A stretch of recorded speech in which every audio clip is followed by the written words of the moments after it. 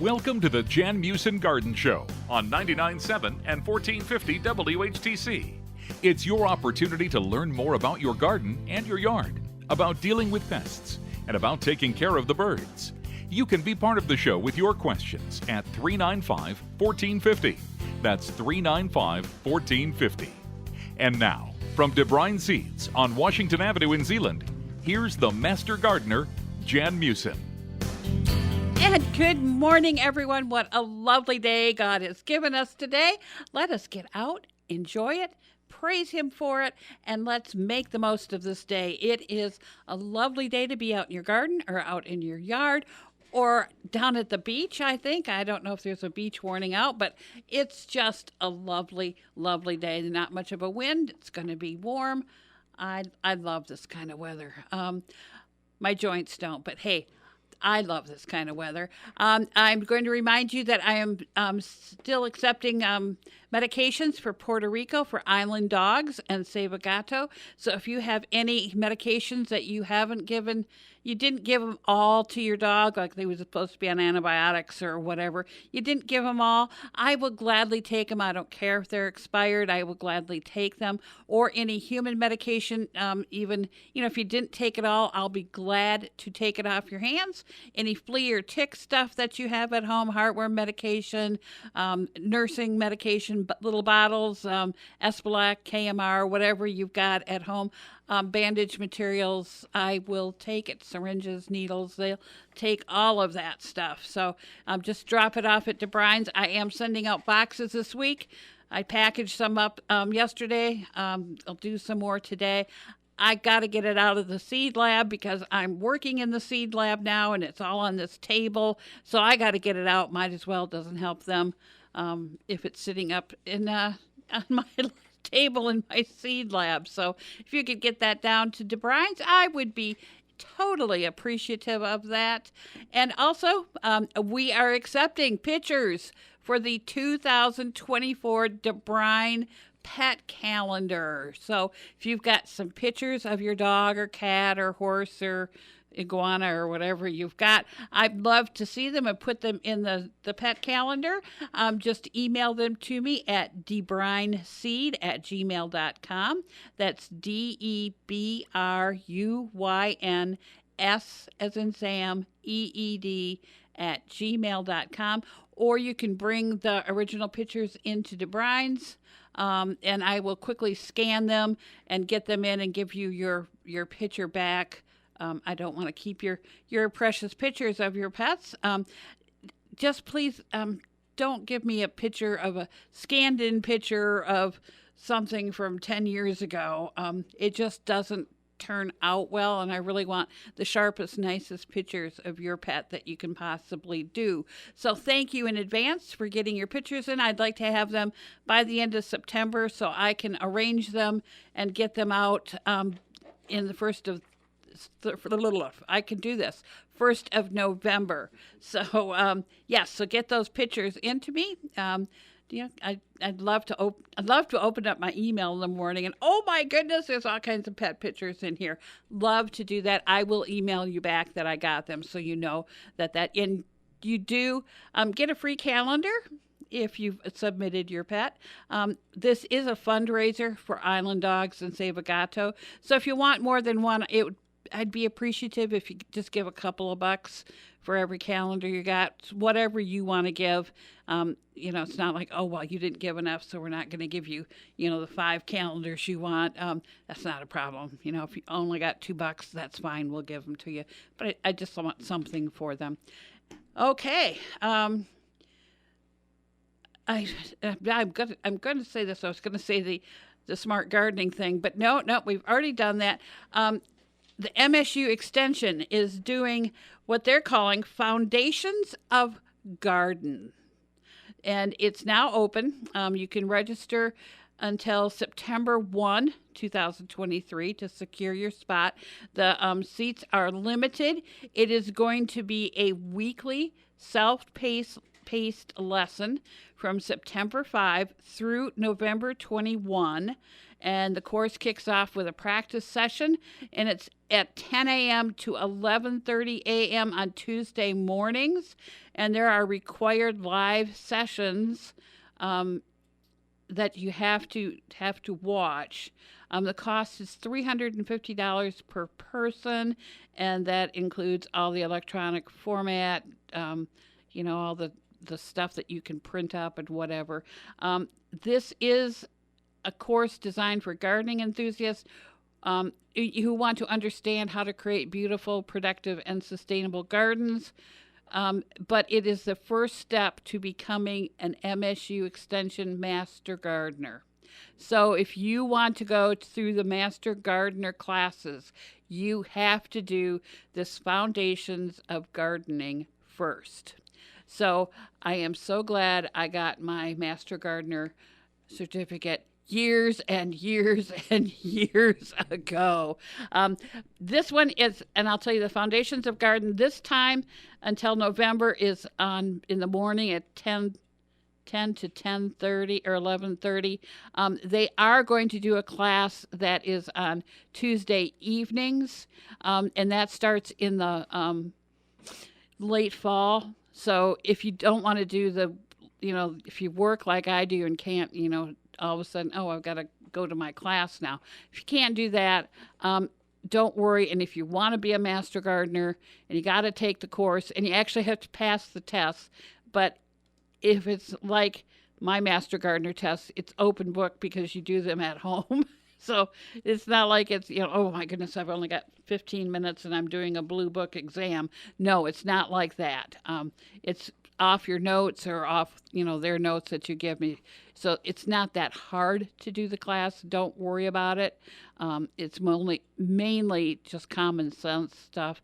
But you do need to take this class before you become a master gardener. So, and if you don't want to do it during the morning, wait until later fall. They'll tell you when it's going to be, and it will be in the evenings. So, if you'd rather do it one evening a week for 10 weeks, that would work also.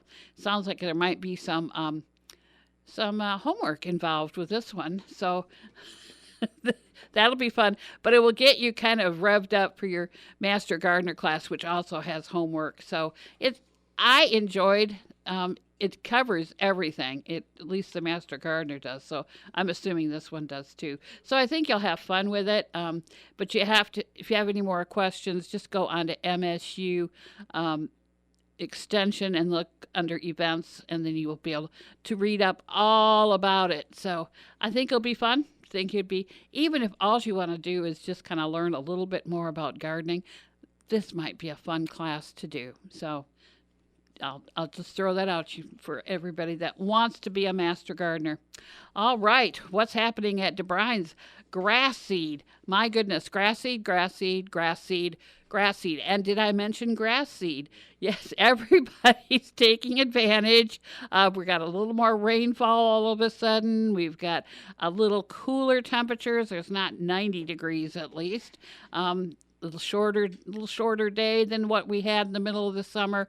It is grass seed time. August 15 through October 15 is the optimal time in Michigan to put down grass seed, and believe me, everybody is doing it, and they're all coming in, and they are all pleased as punch because grass seed prices have gone down drastically. 2 years ago, there were wildfires, and then record high temperatures, like they were harvesting the fescues, I know it, and it was 113 degrees, and the stuff got so brittle that it was just breaking apart and killing the seed.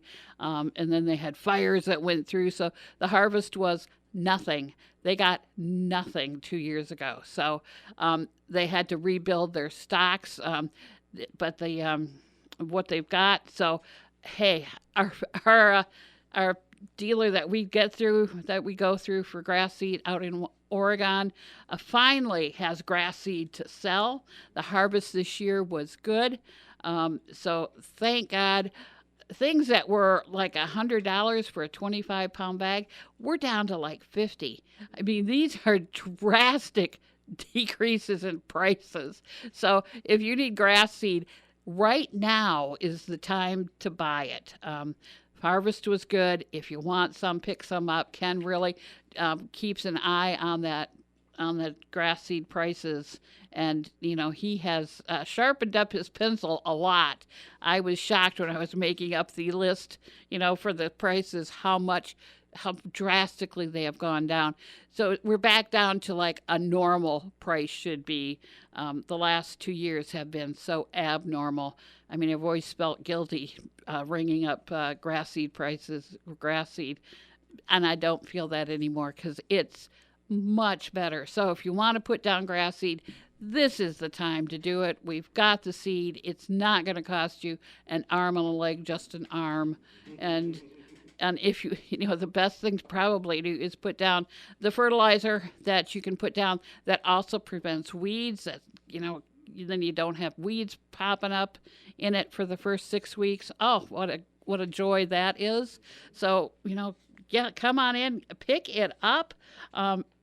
Ken's got it all on sale right now, so that is the time. And we also, finally, just in time, because some places are really having a problem with this, is mosquitoes. And Ken's got the Bonide mosquito beater on sale. Buy a quart ready to use of the mosquito beater, and you get a free mosquito beater yard fogger, which really works well. So that's a great deal also. So if you've got a problem with mosquitoes and you think you're going to have one, I know it got a little humid out there last weekend, and I got some powdery mildew. I thought I had sprayed everything as a preventative, but no, not quite all my zinnias. So they got touched with it. So it's always good to spray all of those. If it's humid enough to get fungal diseases, it's humid enough for mosquitoes. So we'll just put it there. Food plots. My goodness. Everybody is going up north for a couple, in the next couple of weeks, and they are picking up food plot stuff.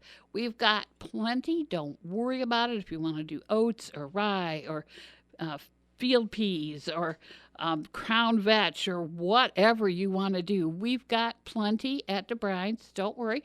And it's all, of course, it's DeBruyn seed prices, so they are completely doable seed prices, but my goodness, they are picking it up. We also got the trophy oats, so everybody likes that. And cool season is a good time to put in oats for the deer. They like anything green and growing. Turnips. August is the time. August and September, it's the time to put in turnips for the deer, or even for you if you're going to put them in your garden. They grow, you get a nice green top, and then they get the bottom, and they can paw around all winter for that. Or you can put them in your garden and get them during the winter. So that's even better, I would think. Yes, there's kind of a lot of fun stuff out there right now, but we need to stop and take a break, and we will talk more about gardens after these messages.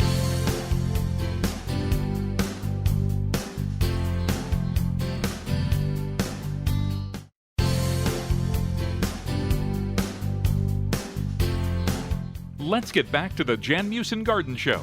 Call the Master Gardener from DeBruyn Seeds in Zeeland now at 395-1450. Once again, here's Jan Meeuwsen.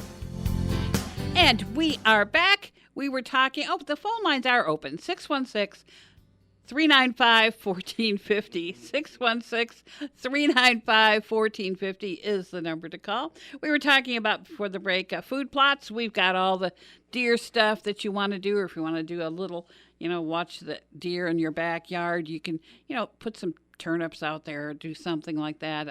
Relatively inexpensive to do, a small little plot for your deer in your backyard. Kind of a fun thing so you don't have to feed them all of your stuff, and you're not supposed to do that anyway, but you can put out a food plot. That's completely legal. But right now is also a good time to put in your fall stuff for gardening. So if you want to do some spinach or some fall lettuce or some fall greens or kale, what else can we put in? Peas, turnips, radishes. They can all go in right now. Carrots can go in right now. They take a long time to germinate, and hopefully we have a long time that the soil stays warm so they can grow. But you can try it. It's kind of a fun thing. The fall gardens are so much less bother than a summer garden because you don't have the insect damage that you do during the summer. And it's got to be a quick crop that likes cool weather. So, hey, these are all like cool weather.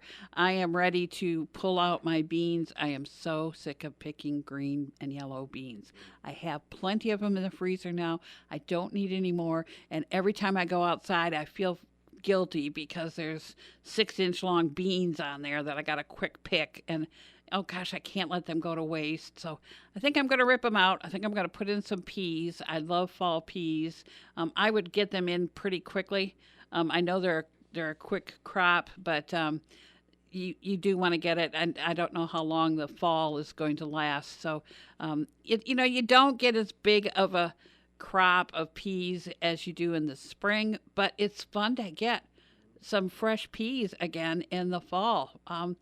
We were just talking, it's expensive to eat, out of the grocery store, or even the farmer's market. It's expensive to eat all your fresh fruits and vegetables all the time. But if you can grow them in your own garden, on pots, on the deck, whatever you got, and you can put some in the freezer, it just works fantastic. I remember my mom canning all the time, and I remember having to help her. We always had to help her in the mornings on summer break and then we got released at noon from the Gestapo. But all of the canning she did, but now, we ate all winter long. But I freeze stuff now, and that's so much easier than canning. I hate to say that. I do. My sister still enjoys canning. She loves doing that, salsas and jams and things like that. And if you like to do it, that's fine. I don't really have the time to do that, but I can quick blanch some beans and put them in the freezer. That works so wonderful. Cut up some tomatoes, peel them, cut them up, throw them in the freezer. Cut up some peppers, put them in there. I've got some onions already. They aren't very big. I'm hoping the rest of them don't fall over because they need to grow a little bit more. But yeah, it's kind of fun. I've been doing green onions all summer. What a fun thing to do. I really haven't done them in so long that it just kind of surprises me. And we are getting garlic in another week or so at DeBruyn's. It is a wonderful thing to put in the fall.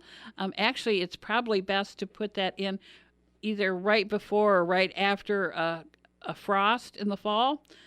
It's easy as like doing a tulip bulb. You just kind of break out the bulb and put the little clove in point up 2 inches down. That's really all you got to do. It's a pretty easy crop to do. Have fun with it. We're getting Meeuwsen garlic in. That's the variety. It's a hardneck garlic.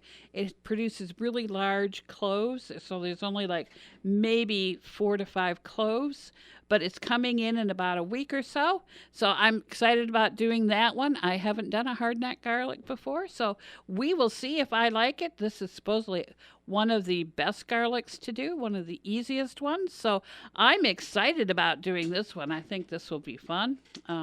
Garlic is something that you do have to watch where you plant it in the garden. Sometimes it's good to put it like around the garden because it does keep out a lot of insects. It's not necessarily going to keep out your rabbits, but it will keep out a lot of insects. So you might want to think about even putting garlic in. And you can eat when the garlic the green stuff, the fronds that grow up, you can cut those off and eat them also. They have kind of a light garlic taste. They're really kind of nummy. So if you want to do some garlic, we'll get that in a couple of weeks. So it'll kind of round out your fall garden. You don't harvest this garlic until the end of next summer. it will let you know. The tops will fall down. They stop growing, in the winter. You might want to mulch over where the garlic is, but it stops growing. And then once the spring, once the soil warms up, it starts growing again. So that works. It works best. You can plant them in the spring, but it's so much easier if you just plant them in the fall. And then that's part of your garden that's already started for next year. Make sure you remember where you planted them so you don't start to plant something else on top of that next spring. So mulch it up and over during the winter, and you should be fine. So that's about it for planting. We get pansies and mums in a couple of weeks too, so you'll have some flowers for those annuals that are kind of going south, getting a little leggy. I've got some geraniums that are huge, but they've got like no leaves on them anymore, but they've got 20 flowers on them and they're huge and they don't look all that great anymore. So I might throw some pansies in there in a couple of weeks around them to make them look a little better. Pansies will look good. Through the fall, they don't mind the cool weather at all. In fact, my pansies, we must have had a snow early, I don't remember, and covered my pansies up when they still look good. Because I'll tell you, in the spring, when the snow melted, my pansies were right there and they were bigger than ever.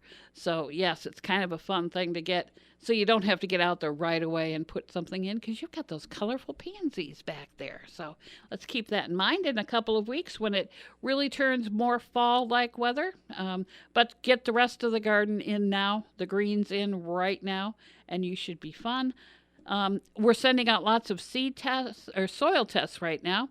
It's always good to know where your soil is. This is the time of year to send them in so you know what you need to add to the soil for a good crop at your garden or lawn or whatever to make it grow the best, the most. It's silly to throw stuff on your lawn if you really don't need it on the soil. So it will tell you what you need to add. You need to tell us what you want to grow there, and they'll give recommendations for that crop. And we'll go over the soil test with you. If you're not used to reading soil tests, it can kind of just look like Latin on the page, but we'll help you with that. That's not a problem. It does cost $15. It takes about a week for the results to come back, and I can email you the results, and you can come in and go over it. We're cool both ways, so that's fun. The Seed Lab is up and running. I am putting up tests. By law, federal and state law, all the seeds we test have to be tested every year. So that is what I am doing. I am testing every lot of seeds in DeBruyn seed. So far, I'm doing it at 20 degrees centigrade right now. It's kind of a fascinating thing. Is every seed's got a different way of, this one goes on this blotter paper for this amount of time and at this temperature, and this one can go on in sand, and this one does this, and this one does that. It's a really interesting one. So I'm doing 20 degrees right now. So I've got the lettuce done. Onions are almost done. I've got peas in. But it takes me a while to put up all these tests, and there's a bunch of flowers that I have to do at this temperature too. It's just basically kind of cranking them out. I'll be doing this the next 4 months. So if you don't see me in the store or even up by my desk, I'm in the seed lab. I'm probably sitting there with some music going, and I'm probably putting up tests or reading tests. That's probably what I'm doing, but I'm always more than happy to answer your phone calls, or if you come in and want to talk, that's not a problem. I'm always happy to stop whatever I'm doing to do that. That's more fun talking to you than putting up a seed test. Believe me, anytime it is more exciting. What else is going on at DeBruyn's? Oh, let me see. Oh, to blossom and rot. Oh my gosh. Okay, everyone's bringing in their tomatoes that look fine on the top, and the bottom is black, and that's called blossom and rot. And it was caused by there isn't enough calcium in the plant. And to combat that, put calcium around the plant. We've got calcium just that you can just spread right on the ground under the tomato, water it in. We've got some fertilizers that have calcium in it, and we also have a spray for blossom end rot. You can spray your plant. You have to keep your plant well watered, your tomatoes. Don't let it get really wet and then really dry and then really wet and then really dry, because that will prevent the calcium from coming up into the plant. So keep it evenly moist, and if that means throwing some mulch on top of your on the ground around the tomatoes, so be it. I've got my tomatoes in large pots. I always throw mulch on the top because I can't keep those things, when it's really hot, can't keep those watered. So let's check your tomatoes and check for the blossom end rot. We need to stop. The news is coming up. We all want to hear what's happening in the world. So we will be back with the garden show after that happens.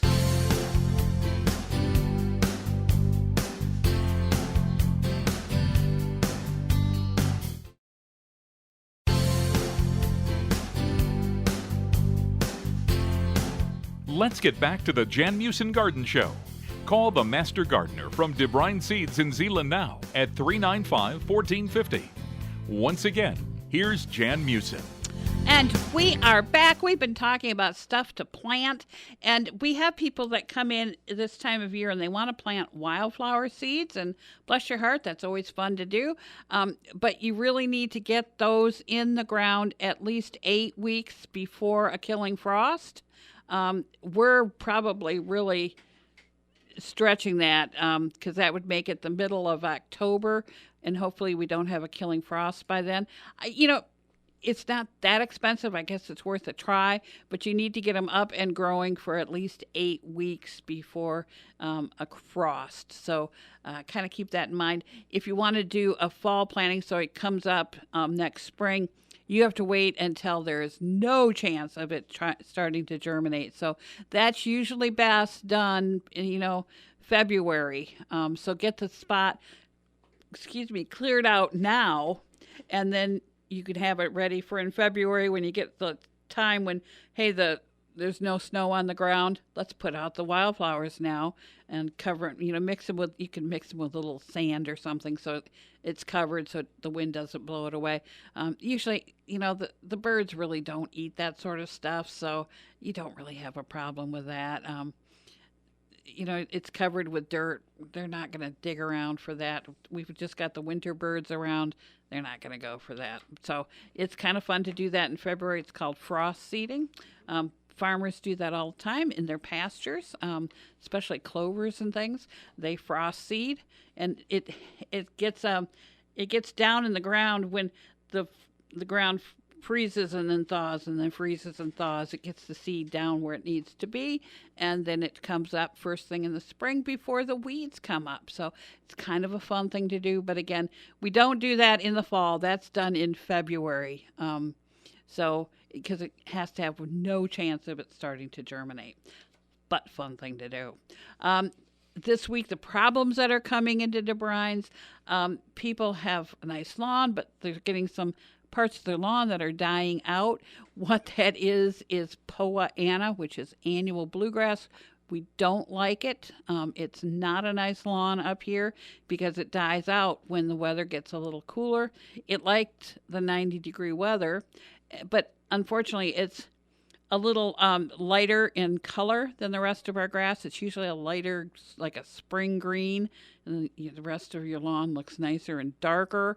And it forms that seed head in the spring, sending out all kinds of seed, and then it dies off in the fall. And later on in the fall, all those seeds will start to germinate, and you'll have the same problem next year, and it just keeps going like that.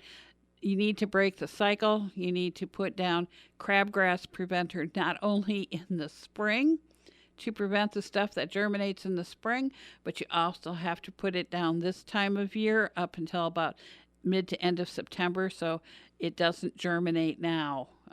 So it's crabgrass preventer down now. Or you can put the stuff down, if you're going to put grass seed down anyway, you can put the stuff down that's Scott's fertilizer that has weed control in it that will prevent the Poa Anna from germinating also. So it'd be a great thing to do if you're going to want to put down some grass seed in those areas. You've raked out the dead stuff, want to put down some grass seed, put down the fertilizer, the Scott's fertilizer with the weed control in it, and then you should get the good grass to come up before it gives it a chance for the annual grasses to come up. So keep that in mind. If you haven't done it, you got now. So water it in, put the crabgrass preventer down now. We've got it at DeBruyn's. Don't worry about it. Ants have been a problem. We get the rain, and then all of a sudden those ants want to come in the house because, they've got flooded out because they were in your lawn. So they kind of turn to your house because your house is dry inside, and you provide food for them too. So, yes, make sure you've got your home defense sprayed around your house. I did it again. I spray around my house from the foundation out about 3 or 4 feet and then up onto the foundation, and like under the siding too. I spray up in there. I've got this 1.1 gallon thing that's got a wand on it, and I can just throw it right where I want it to go. I go around doors and windows, anywhere that I think any insect might want to come in. It really does the job. I had a cricket that was just outside my sliding door downstairs, and I opened up the door, and this cricket kind of walked in, but oh my goodness, it was just kind of dragging its body in, and then it just died. So I know it walked through it and it died. So if it kills a cricket, it will kill the ants. Does not bother you, does not bother your pets, as long as it's dry. We can walk through it, and it's not a big deal. It only affects the nervous system of the insects. So I'm a big believer in that. I don't mind insects being outside. That's where they need to be. I draw the line at them being in my house with me. I do not like that at all. So if you don't like that, home defense, we've got it at DeBruyn's. Comes in an easy-to-use liquid that you can just spray around. You can actually spray it inside the house, too, if you'd like. Once it's dry, it's safe for your kids and pets to be around it. So it works extremely well. I really like that stuff. I don't think I would go without that stuff around because otherwise my cat would just play with any insects that comes in. And, every once in a while you might be having like a snack of popcorn at night, and some falls to the ground. You don't see it right away. And honestly, I only vacuum once a week, unless I really have to. And then you'll look down and you'll see a whole trail of ants going in and out because they seem to find it almost instantaneously. It's like they've got scouts just walking all around my house looking for anything on the ground. So I have put an end to that. I don't see that anymore. So if you want that, that's home defense around the house as a preventative.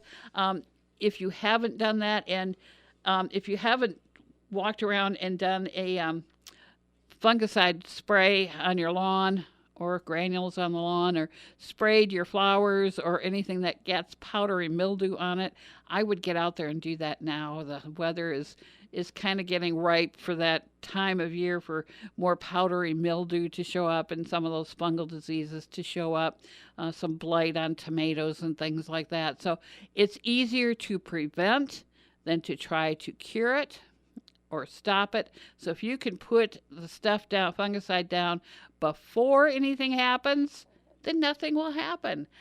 It's as easy as that. So get those fungicides down. If you did, like me, I thought I sprayed enough, but I didn't, and some of my flowers got some powdery mildew.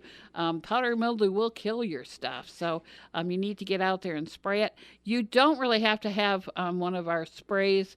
If it's just powdery mildew, you can spray it with milk, 1/2 part milk to 1 part water. So if you have a cup of milk, use a cup of water. Use whole milk, please. Don't use skim milk or 2%. You need to use whole milk for this and spray your plants with it. It really does the job on powdery mildew. We need to take a break now, but we will be back right after this message.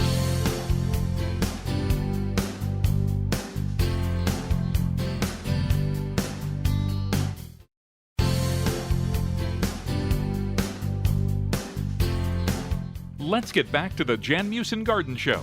Call the Master Gardener from DeBruyn Seeds in Zeeland now at 395-1450. Once again, here's Jan Meeuwsen. And we are back. Now I'm going to go way off subject and talk about my orchids. I just got a new orchid. I love orchids. And a lot of them nowadays come with a little tag that says water once a week by putting X amount of ice cubes on the top of the soil. And I didn't learn about that in Master Gardener class. I had no idea if that was even, if you could do it that way. So I looked it up. And you know what? Almost everything can be watered with ice cubes, but is not always practical.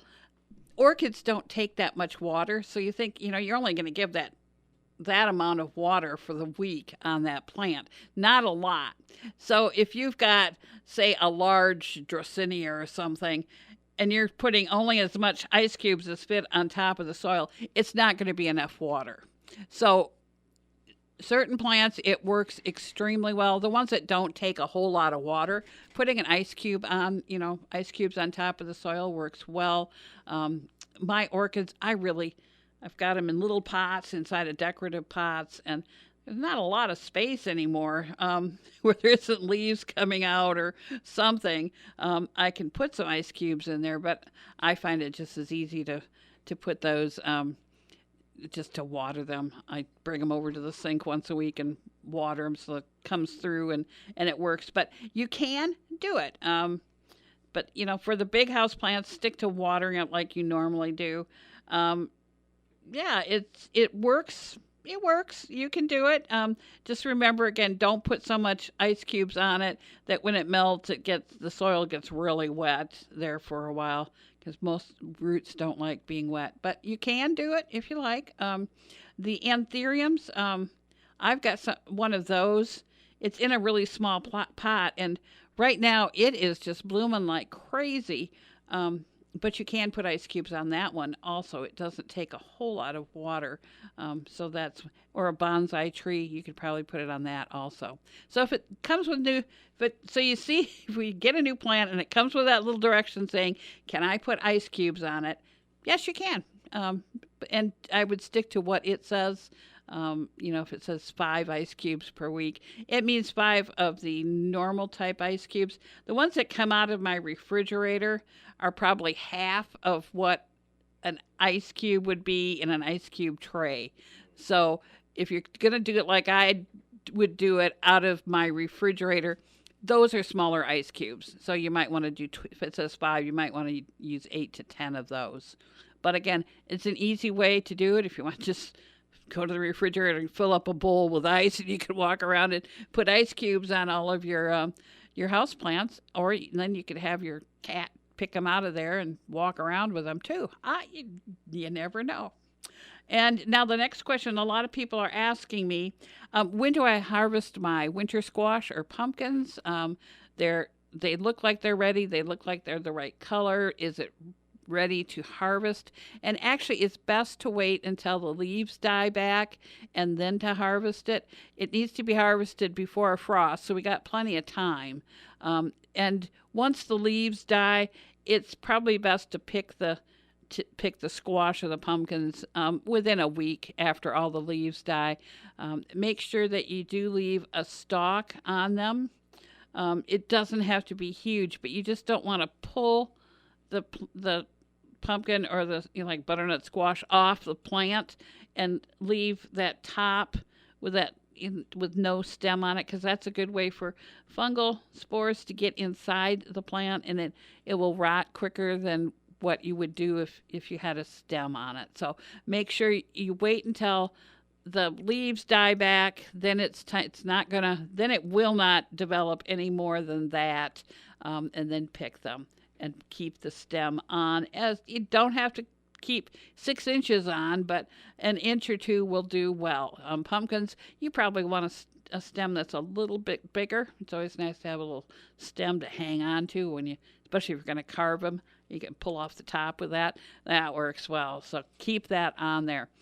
Wasps, they're out there. They are starting to build nests. They're finding wasps in the ground right now. Those ground bees, they're really wasps. It's time to get those out of there.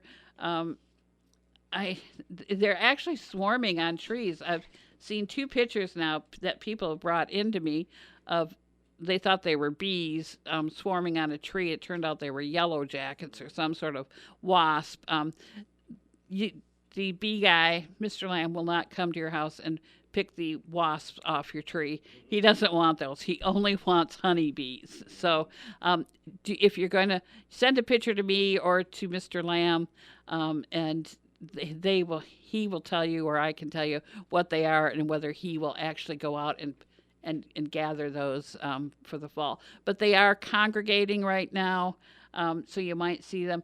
I asked Mr. Lamb what he did when people had brought him the picture of the yellow jackets or whatever swarming on the tree, and he goes, I always tell him to take a hose with a really strong, and then just hose them off the tree. And I went, oh my gosh, wouldn't they come back? Well, you have to run quickly also. But yes, you could always go out there with some spray too. Again, make sure you got your track shoes on. This is not something you want to do if you can't get away. Make sure you've got your exit route all mapped and you can get out of there once you have done that. I want to keep you safe. We do not have murder hornets here in Michigan. Don't worry about that. You might see a very large wasp, and I do mean large. It's, maybe 2 inches, and it's about the size of your thumb. It's a big thing. It flies very slow. What that is a cicada killer. And that wasp is a good wasp. It's easy to catch. People love to catch them, and they want to get rid of them. We don't want to get rid of them because they're good. They catch the cicadas, and they eat them. So we like those guys. So don't do the slow flying wasps that are really big. They look really scary. They won't sting you. They won't hurt you. They're just looking for cicadas. All right, I need to tell you, I will be back next Tuesday morning at 8:35 with Dan for the garden party, and then between 10 and 11 on Talk of the Town with the Garden Hour with Gary, and then I will be back here. That's the most important part. I will be back here next Saturday at 11:05 to answer your questions or talk about what's going on at DeBruyn's, what I know you guys are asking me about. And if you got a question you want to ask, you can always give me a call at the store, 616-772-2316, or you can call me here at any one of those times when I'm here in the studio, and I'll be glad to answer your question for you. It's getting one of those times of the year, getting ready to do a lot of harvesting and maybe even putting some of the garden to bed already. But hey, we've got time. We've got beautiful weather that God's given us right now, so we can be outside, enjoy this beautiful summer weather. We don't have it for long. So until next Saturday, go green. You've been listening to the Jan Meeuwsen Garden Show on 99.7, 1450 WHTC and WHTC.com.